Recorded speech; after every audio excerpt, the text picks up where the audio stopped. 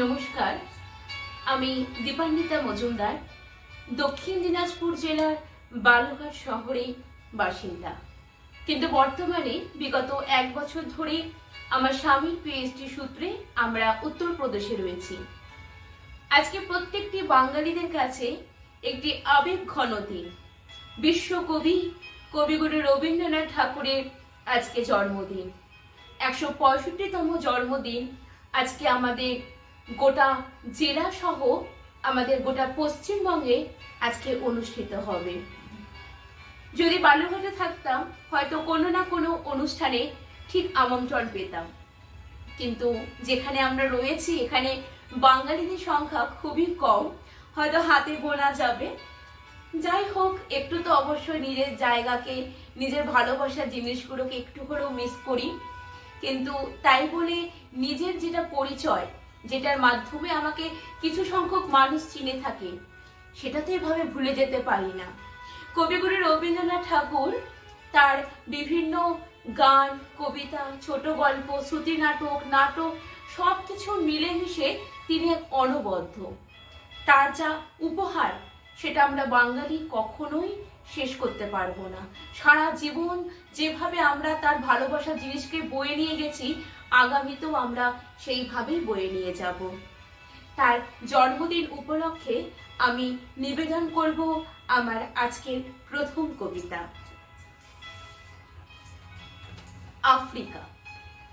উদ্ভ্রান্ত সেই আদিম যুগে স্রষ্টা যখন নিজের প্রতি অসন্তোষে নতুন সৃষ্টিকে বারবার করছিলেন বিধ্বস্ত, তার সেই অধৈর্যে ঘন ঘন মাথা নাড়ার দিনে রুদ্র সমুদ্রের বাহু প্রাচীর ধরিত্রীর বুকের থেকে ছিনিয়ে নিয়ে গেল তোমাকে আফ্রিকা।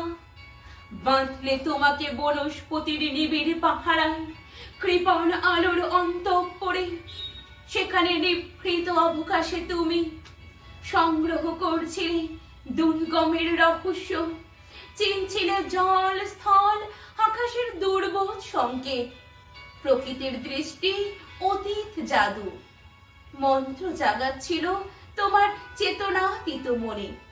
বিদ্রুপ করছিলে ভীষণকে, বিরূপের ছদ্মবেশে শঙ্কাকে চাচ্ছিলে হার মানাতে। আপনাকে উগ্র করে বিভীষিকার প্রচন্ড মহিমায় তাণ্ডবের দুন্ধুভিড়ি নাদে। হাই ছায়া বৃতা কালো ঘোমটার নিচে অপরিচিত ছিল তোমার মানব রূপ। উপেক্ষার আবেল দৃষ্টিতে এলো ওরা লোহার হাত করি নিয়ে, নখ যাদের তীক্ষ্ণ তোমার নেকড়ের চেয়ে এলো মানুষ ধরার দর। গর্বে যারা অন্ধ তোমার সূর্যহারা অরণ্যের চেয়ে সভ্যের বর বর লোক নগ্ন করলো আপন নির্লজ্জ অমানুষতা। তোমার ভাষাহীন ক্রন্দনে বাষ্পাকুল অরণ্য পথে পঙ্কিল হলো ধুলি। তোমার দস্যু পায়ের কাটা মারা জুতোর তলায় বিভৎস কাদার পিণ্ড চির চিহ্ন দিয়ে গেল তোমার অপমানিত ইতিহাসে। সমুদ্র পারে সেই মুহূর্তে তাদের পাড়ায় পাড়ায় মন্দিরে বাজছিল পূজার ঘণ্টা। সকালে সন্ধ্যায় দয়াময়ী দেবতার নামে শিশুরা খেলছিল মায়ের কোলে। কবির সঙ্গীতে বেজে উঠছিল সুন্দরের আরাধনা। আজ যখন পশ্চিম দিগন্তে প্রদোষকাল, ঝঞ্ঝা বাতাসের উচ্ছ্বাস, যখন গুপ্ত গহ্বর থেকে পশুরা বেরিয়ে এসে অশুভ ধ্বনিতে ঘোষণা করতে লাগলো দিনের অন্তিম কাল। এসো যুগান্তের কবি, আসন্ন সন্ধ্যার শেষ রশ্মিপাতে দাঁড়াও ওই মান হারা মানবীর দ্বারে। বলো ক্ষমা করো হিংস্র প্রলাপের মধ্যে, সেই হোক তোমার সভ্যতার শেষ পুণ্যবাণী।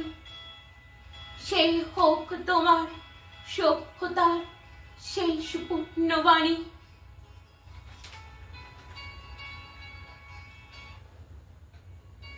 আমার এবার দ্বিতীয় নিবেদন। আচ্ছা, মাঝখানে একটা কথা বলে রাখি, সবকিছুই কিন্তু খুব চর্চার বিষয়। যেহেতু আমি বললাম বর্তমানে আমি এখন অনেকটা দূরে থাকি, তো অনেকদিন ধরে আমার কবিতা সেই আগের মতন যেটা ধারাবাহিকভাবে আমার প্রত্যেক দিন চর্চার মধ্যে থাকতো, সেখান থেকে একটু আমি ডিটাচ হয়ে গেছি। হয়তো কোনো জায়গায় সুর কম বেশি হতেই পারে, না হওয়ার কোনো স্বাভাবিক ব্যাপার নেই। তো যদি কোনো জায়গায় ভুল লেগে থাকে অবশ্যই আমাকে ক্ষমা করে দেবে। আচ্ছা, আমার এবার দ্বিতীয় নিবেদন রবীন্দ্রনাথ ঠাকুরের প্রেমের কবিতা। তিনি কিন্তু প্রেম থেকে শুরু করে আবেগ, দুঃখ, সব ধরনের কবিতা আমাদের বাঙালিদের জন্য তার ঝুলি ভর্তি করে রেখে গেছে। সেখান থেকে আমরা কিন্তু বেছে বেছে নিয়ে আমরা আমাদের মন মতন কবিতা উপস্থাপন করে থাকি। হঠাৎ দেখা। রেলগাড়ি কামরায় হঠাৎ দেখা, ভাবিনি সম্ভব হবে কোনো দিন। আগে ওকে বারবার দেখেছি লাল রঙের শাড়িতে, ডালিম ফুলের মতো রাঙা। আজ পড়েছে কালো রেশমের কাপড়, আঁচল তুলেছে মাথায়, দোলন চাপার মতো চিকন গৌর মুখখানি ঘিরে। মনে হলো কালো রঙের একটা গভীর দূরত্ব ঘনিয়ে নিয়েছে নিজের চারপাশে, যে দূরত্ব সর্ষে ক্ষেতের শেষ সীমানায়, শাল বনে নীলাঞ্জনে। থমকে গেল আমার সমস্ত মনটা। চেনা লোককে দেখলাম অচেনার গাম্ভীর্যে। হঠাৎ খবরের কাগজ ফেলে দিয়ে আমাকে করলে নমস্কার। সমাজবিধির পথ গেল খুলে, আলাপ করলেন শুরু। কেমন আছো, কেমন চলছে সংসার ইত্যাদি। সে রইল জানালার বাইরের দিকে চেয়ে, যেন কাছের দিনে ছোঁয়াছো পার হওয়া চাউনিতে।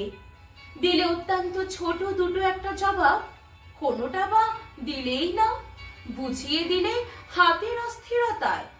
কেন এসব কথা? এর যে অনেক ভালো চুপ করে থাকা। আমি ছিলাম অন্য বেঞ্চিতে ও সাথীদের সঙ্গে। একসময় আঙ্গুল নেড়ে জানালে কাছে আসতে, মনে হলো কম সাহস নয়। বসলুম ওর এক বেঞ্চিতে।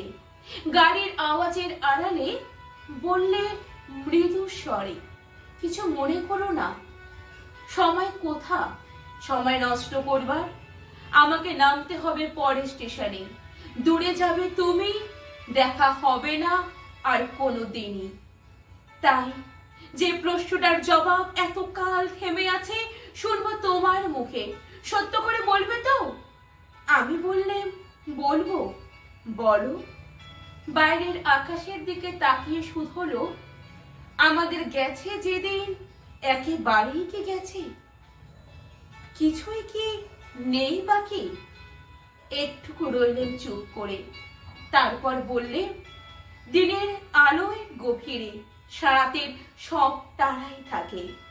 খটকা লাগলো, কি জানি বানিয়ে বললেন নাকি। ও বলল, থাক এখন যাও ওদিকে। সবাই নেমে গেল পরের স্টেশনে। আমি চললেন একা একা। নমস্কার। আশা করি আপনাদের কাছে হয়তোবা ভালো লেগেছে। ভালো মন্দ অবশ্যই কেউ শুনে থাকলে কমেন্টস বক্সে অবশ্যই জানাবে, তাহলে ভালো লাগবে। আজকের দিনটি সকলের কাছে খুব ভালো কাটুক। সকলে যার যে প্রতিভা সেটি সোশ্যাল মিডিয়ার মাধ্যমে সবাই প্রকাশ করুক, এটাই চাইবো। আগামী দিনগুলো যেন আমাদের সকলের খুব ভালো কাটে, আমরা যেন সকলে খুব সুস্থ থাকি, এটাই কামনা করব। নমস্কার।